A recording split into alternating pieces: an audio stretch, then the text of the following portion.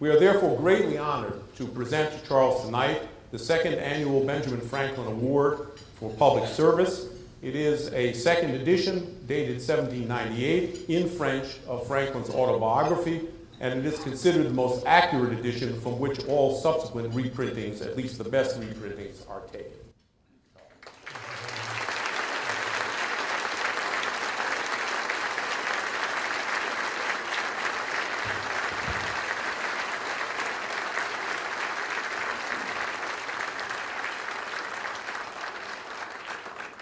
Thank you, Harvey, for that very kind introduction, and I'm very honored to receive this award from an organization for which I have the greatest admiration, particularly since it's named after the patron saint of all chess players, Benjamin Franklin, who was honored by those of us who've whiled away too much of our lives playing chess, because he's one of the few renowned chess players who didn't end up either a psychopath or psychotic. He was once asked, he used to sit at the Café de la Échéance in Paris playing chess, and he was scolded for neglecting the opera, and he pointed to the board and said, "This is my opera."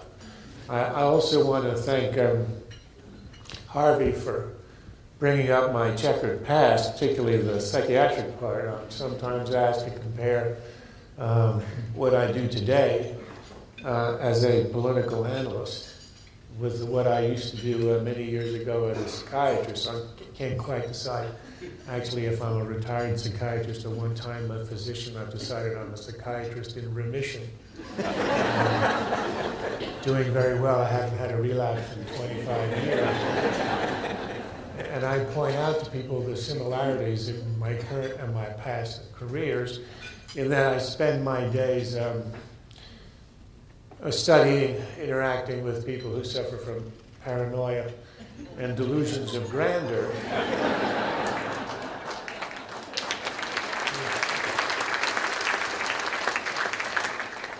With the exception that in Washington they have access to nuclear weapons, which makes the stakes a little higher and the work a little more interesting for that reason. And indeed, the stakes are high, and the work I do is almost too interesting. We're now in a period of confusion and disorientation, almost despair, and I think it's worthwhile to look back historically and to see how we got to where we are today. In the late to mid-1980s, the idea of American decline was in vogue. Japan was rising, China was awakening, Europe was consolidating, America was said to have been in the midst of what Paul Kennedy wrote in the famous history he wrote, imperial overstretch. And the conventional wisdom at the time was that the bipolar world of the United States and the Soviet Union would yield to a new world structure which would be multipolar, with power fairly equally divided between Japan, perhaps China, a diminished Soviet Union, a consolidating Europe, the United States, and perhaps other rising countries like India or perhaps even Brazil. That's how the world looked in the late 1980s. I wrote an article that Harvey had referred to in Foreign Affairs in the winter of 1990, which to me seemed remarkably obvious, but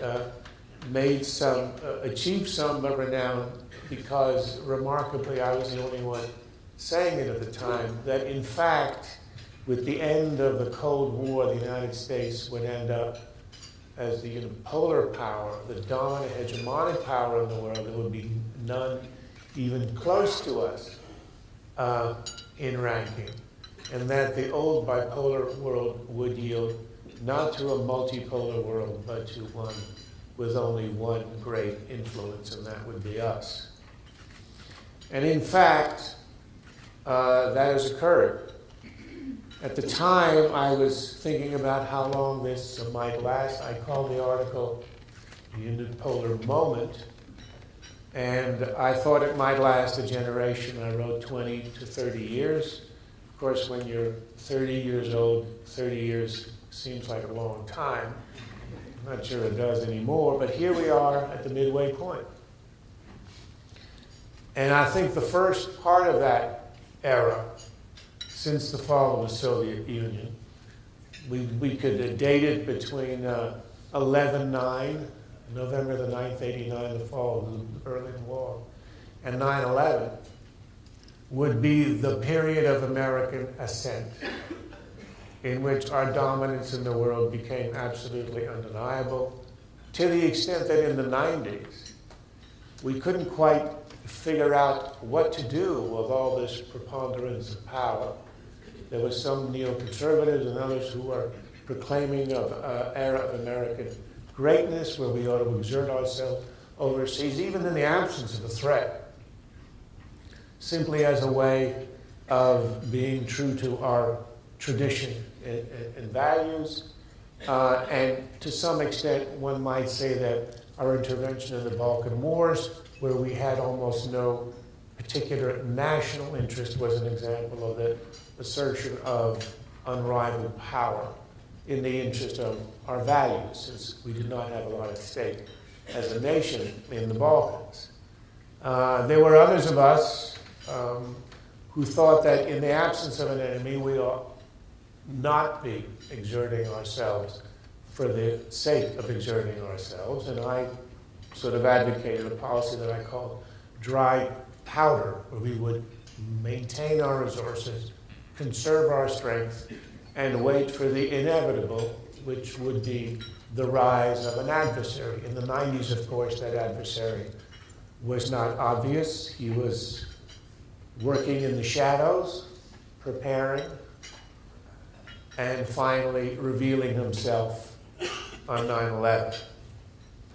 And that's when the structure of the world became blindingly clear. We were confronted with a new ideological existential enemy, meaning an enemy who threatens our existence, who's opposed to our way of life, is driven by a messianic faith, and is engaged in a struggle to the death. This was an heir to the ideological existential struggles of the 20th century, first against the fascism and then against communism, in which we had prevailed. 9/11 ushers in the second era of this unipolar era, which I would call the era of assertion, where the power that had been latent in America shows itself. And I would date this era from 9/11 to the 14th of March 2005, a date probably unfamiliar to you and not particularly renowned in our history today, but a date that I think will be remarked by historians as the apogee of American power, the peak of the arc of the unipolar era. On 9/11, the United States, with its ally Great Britain, decided that it would respond in two ways: revenge and reconstruction. It would retaliate against the enemy, try to pursue him and his associates in every cave it could in Afghanistan and elsewhere. But it also decided, and this was the Bush doctrine, that that was not enough of a response, that spending the next 20, 30 years hunting cave to cave in Afghanistan was not an adequate response. It was perhaps necessary, but certainly not sufficient to deal with this new ideological enemy. And this enemy is not, as some have pretended, simply a band of terrorists and extremists numbering in the thousands. It's an idea with many, many practitioners of different stripes, some Shiite, some Sunni, and with allies, fifth columns, potential recruits throughout the world, including in large immigrant populations in the West. The Bush doctrine decided that besides attacking the immediate enemy who had perpetrated 9/11, it would have to engage in a larger enterprise of changing the underlying conditions which had given birth to this idea of Islamic radicalism, and to change the conditions that had allowed it to recruit and breed, particularly in the Arab world.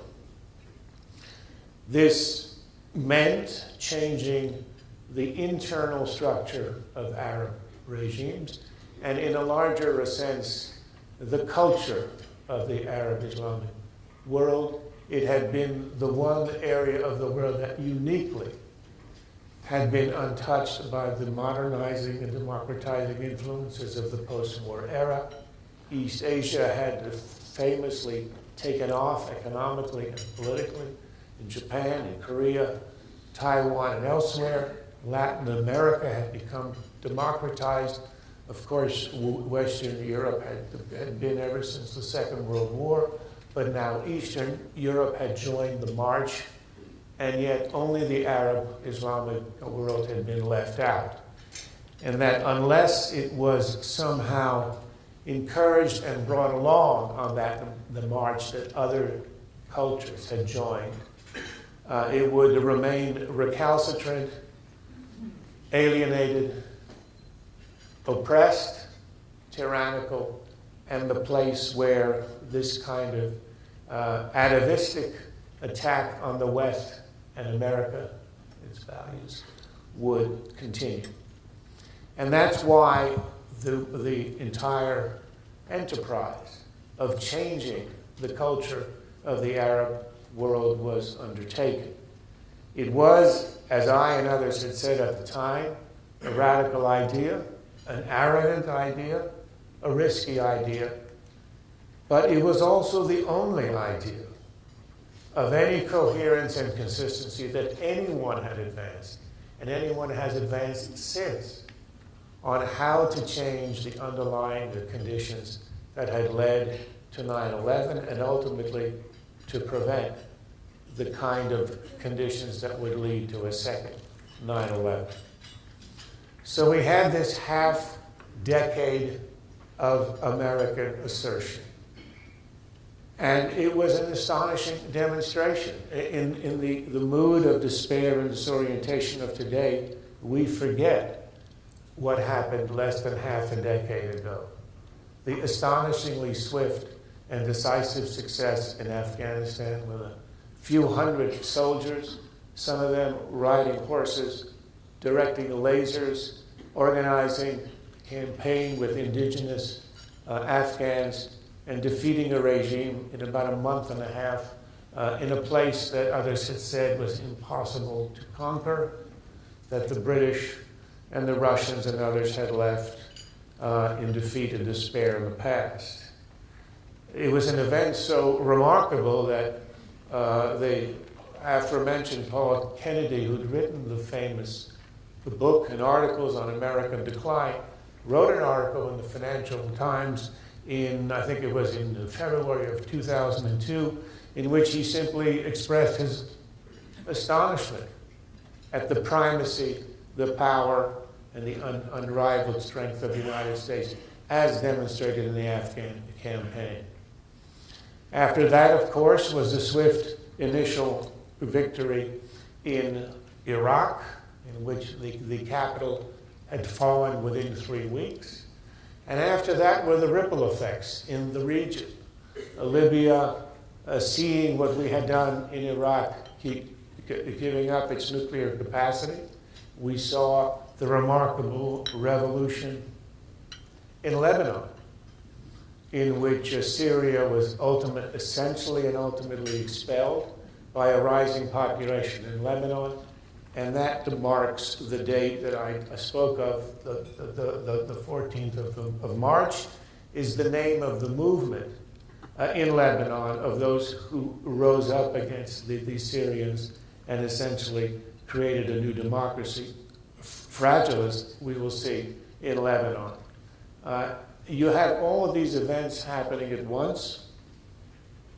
You have the beginnings, the glimmerings of democracy in the elections in Egypt, some changes even in Saudi Arabia and Kuwait, and of course what we had in January of 2005 was the famous, the first election in Iraq that had an electric effect on the region. That winter and spring of 2005, I think, is the apogee of this assertion of unipolarity and American power. What we have seen, however, in the last almost 2 years now is what I think historians will write about as the setback.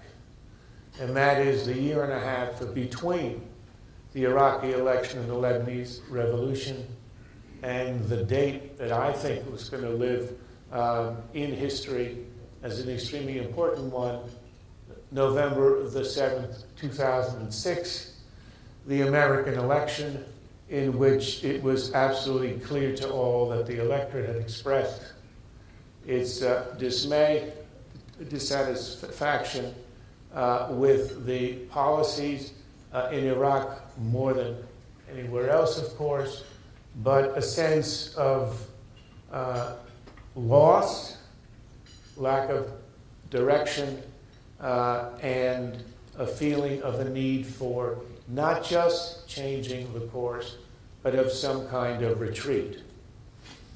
It's as a result of that that we are in a position now where people are talking about negotiating, for example, with our enemies, Syria and Iran, which, given the conditions that Iran and Syria would lay and their objectives, which have been expressed openly and clearly, would mean very little other than American surrender on many of the policies it has pursued to a kind of condominium between Iran and Syria. So what happened this year and a half? What we have seen, for example, was the collapse in Lebanon of this new direction. What we just heard on Sunday, that Hezbollah has pulled its members of the cabinet and is calling for demonstrations next Monday in an attempt to actually destroy and bring down the newly elected democratic and pro-Western government. What you have in that sense is a resurgence of Syrian influence in Lebanon, Syria being, of course, an ally of Iran and the patron of Hezbollah. Syria, of course, is doing all this because the Lebanese government had been about to pass a law, and actually you did today, in which it approved an international court to try the murderers of Rafik Hariri, clearly assassinated by Syria. So you have a power play in Lebanon which would undo the Lebanese revolution. You have, of course, the Lebanon War, which occurred in August, in which Israel had an opportunity to deliver a huge strategic setback to Iran and Syria and Hezbollah, but ended up in a relative stalemate. You have Hamas gaining power in Gaza and chaos descending in Gaza with the loss of control of the relatively moderate Abu Mazen and the Fatah movement. You had, of course, the rise of Iran, electing a very radical, ideological, and quite a messianic president who speaks openly about the end of days, who speaks privately about its arrival within 2 or 3 years, and who talks about wiping Israel off the map, who clearly is intent upon achieving a nuclear capacity, but even more importantly, who defies every deadline or warning or threat from the West and does it with impunity. We've had in the last half year a collapse of our position on Iran.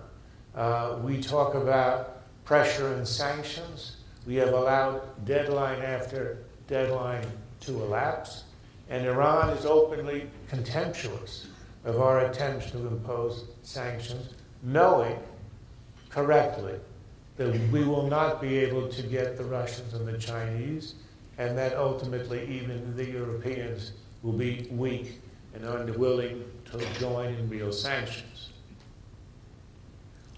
So what we have in this constellation, we add one more factor, which is, of course, Iraq. And the hope that we had after the first election in 2005 has now completely been lost. And that is because you've had the rise of sectarianism, the violence, particularly after the Samara attack, and also because the Sunni insurgency continues to rage, and the Shiite militias that continue untamed. You put all of those together, and you have a large strategic setback for the United States, and most importantly, you're for the idea of successfully changing the nature of the Arab world to one which would be more democratic and tranquil and accommodationist. And as a result, what you have in this election is essentially a referendum on that idea. And the notion that it cannot succeed, it is not succeeding, and we're going to have a change of course. Now, the question is, what happened in that 2 years between the apogee of our power and this moment of despair, which was sort of registered by the American election? I would say the main cause of this retreat is the fact that we have an extremely determined enemy. Al-Qaeda had a chance after the first few years to not recover, but at least reorganize itself enough to be able to make advances, attacks, of course, in Madrid, in London, and now, of course, the insurgency in Iraq, where it has relatively strengthened itself in the last several years. But most importantly, of the assertiveness of Iran and its proxies in Syria, Hezbollah, and Hamas. In that sense, Iran sort of is a mini parallel to the Communist International. It is the leader of the movement. Al-Qaeda, of course, is the twin church, the Sunni version of it, in the same way, perhaps, that the Russians and the Chinese had their twin churches of communism, rivals, but of course allies at the time in the Cold War.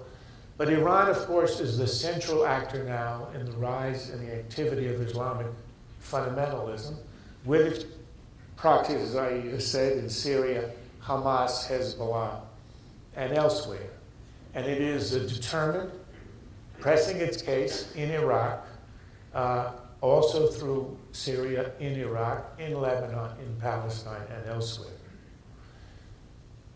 We Americans, looking at a situation like the one that has unraveled in Iraq, immediately want to blame ourselves. We traditionally flatter ourselves that we are the root of all planetary good and evil, whether it is nukes in North Korea, poverty in Bolivia, disco attacks in Bali, breasts are beaten, fingers are pointed, that somehow attempt to locate the root of the problem in the United States.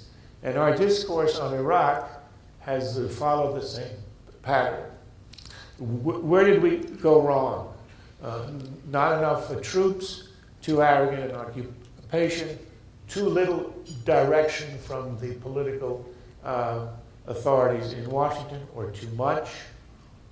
everybody has his own theory. I have mine on the things that we should have done otherwise. We should have shot looters on day one. We should have installed a government of Iraqi exiles immediately. And above all, we should have taken out al-Sadr and the Mahdi army in 2004 when we had a chance. All of those decisions, I think, greatly complicated our problems. Nonetheless, the root problem is not the United States and not the tactical errors that we had made in Iraq. The root problem is the Iraqis and their own political culture. Since this is an evening honoring Benjamin Franklin, I want to recall to you one of his most famous lines. When leaving the Constitutional Convention, he was asked what they had accomplished, and his response was famously, "A republic if you can keep it." And what we have said, and I think what history might say about what we have done in Iraq, is we have given them a republic, but they appear unable to keep it. And I think that has a lot to do with Iraqi history. We had two objectives in going into Iraq. The first was to depose the regime, relatively easy, and the second was to try to establish a self-sustaining, democratic successor government. And that has proved to be extraordinarily difficult. The problem is not, as we endlessly hear, American troop levels. It's not even Iraqi troop levels. The size and the training of Iraqi forces is much less an issue than is the question of their allegiance. Some of these soldiers serve an abstraction called Iraq, but others serve political entities, militias, religious sects. The Iraqi police, for example, are so infiltrated by Shiite death squads that they cannot be relied upon at all for the security of the country. And again, the reason is not, as many of the critics are now claiming, that there is something intrinsically within Arab culture that makes it incapable of democracy. Yes, there are political and historical, even religious reasons why the Arabs might be less prepared to be democratic in their governance than, say, East Asians or Latin Americans. But the problem, I believe, is Iraq's particular political culture and history. This, after all, is a country that was raped and ruined for 30 years by a uniquely sadistic and cruel and atomizing totalitarianism. And what was left in its wake was a social and political desert, a dearth of the kind of trust and goodwill and sheer human capital required for democratic governance. All that was left to the individual in Iraq was to attach himself to a mosque or a clan or a militia. And that's why at this earliest stage of democratic development, Iraqi national consciousness is as yet too weak, and the culture of compromise too underdeveloped to produce effective government enjoying broad allegiance.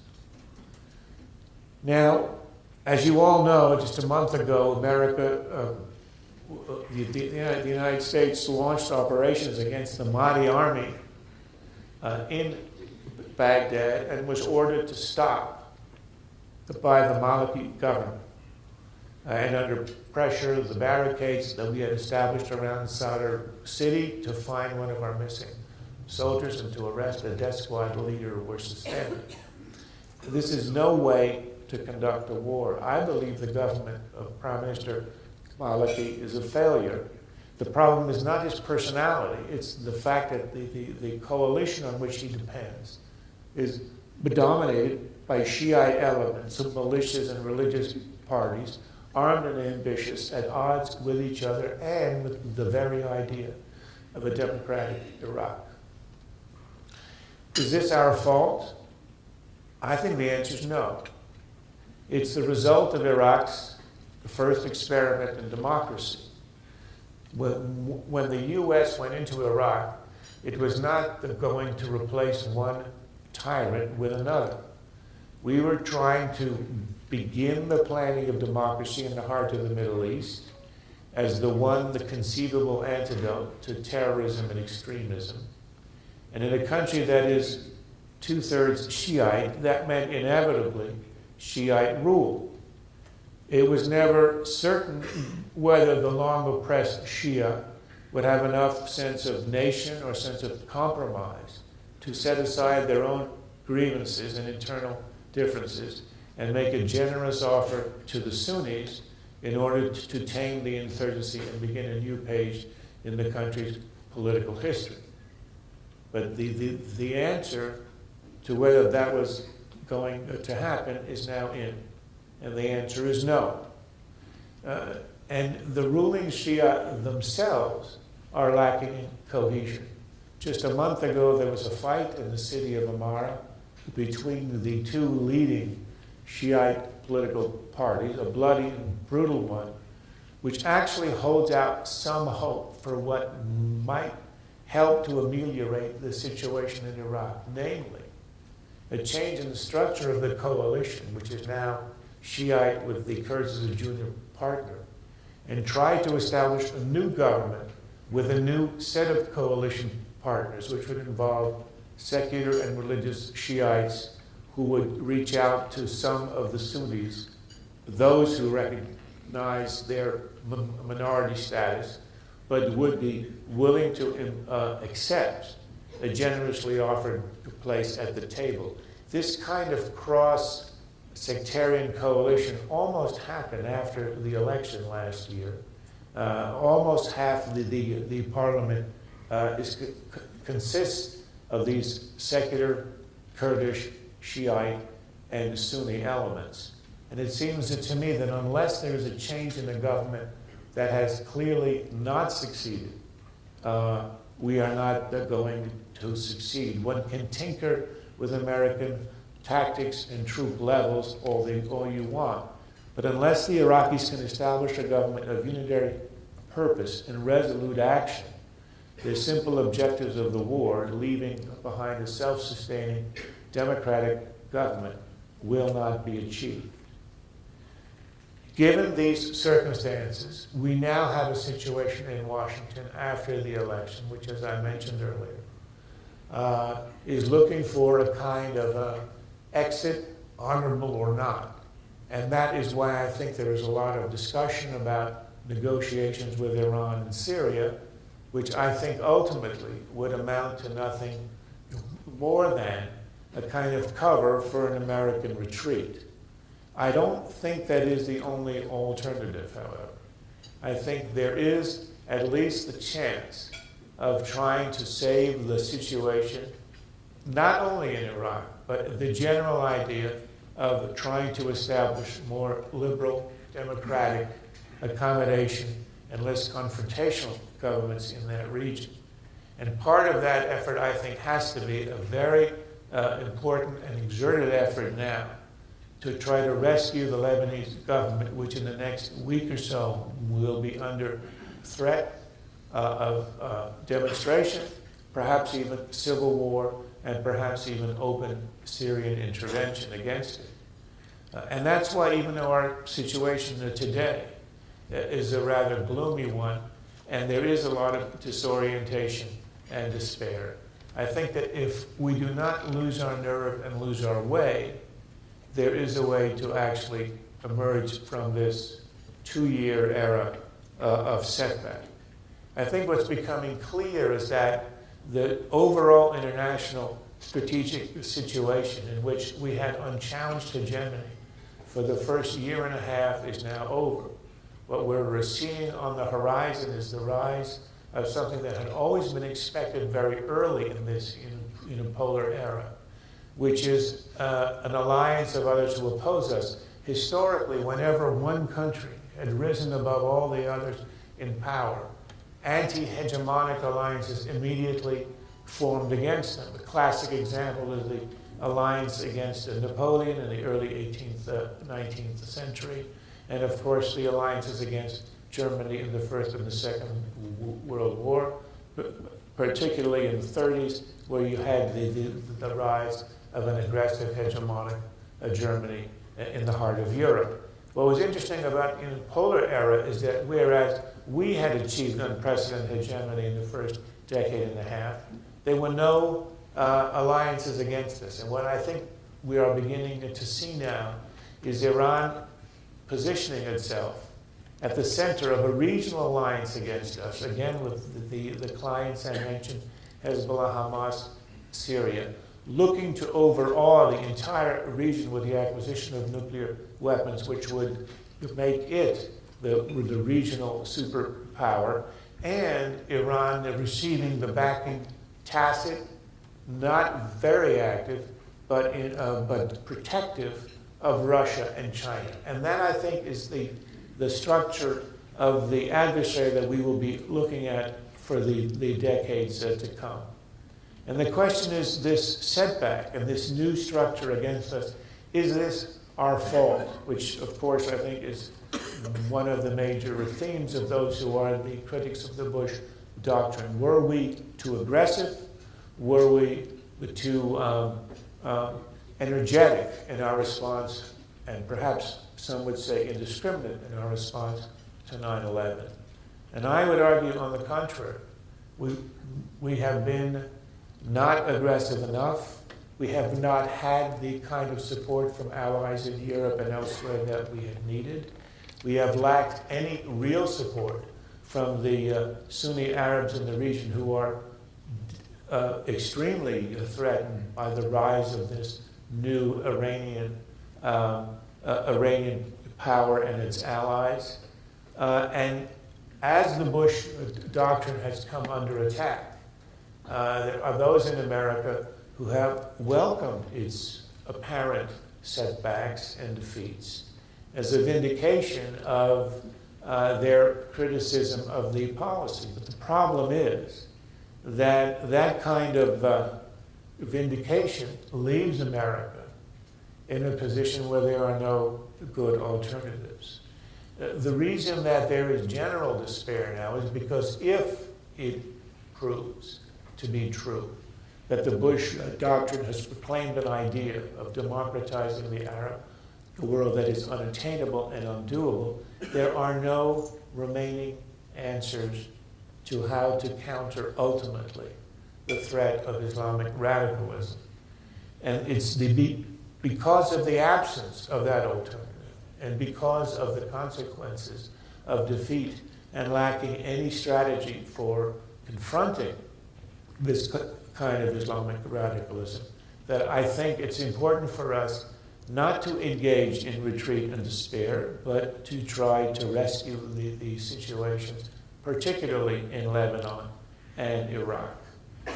It remains the idea of changing the culture of that era, no matter how slow and how difficult the process is, starts in Iraq and Lebanon and must be allowed to proceed and not precipitate an early and premature surrender.